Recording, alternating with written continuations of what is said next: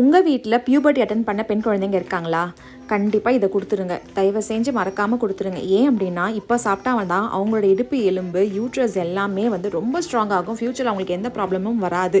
இதுதான் கருப்பு உளுந்தங்களி. இதுக்கு நீங்கள் வெல்லம் உங்களுக்கு ஸ்வீட்டுக்கு ஏற்ற மாதிரி நீங்கள் எடுத்துக்கோங்க. தண்ணி ஊற்றி கரைச்சிக்கோங்க. பாகு எடுக்க வேண்டாம்.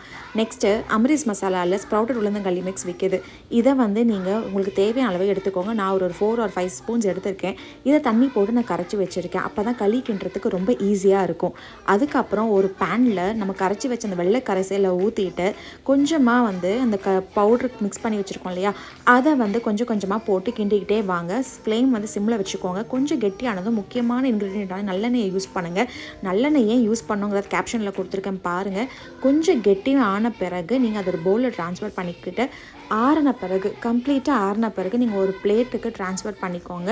நல்லெண்ணெய் ஊற்றி இதை சாப்பிடும்போது ரொம்ப எம்மியாக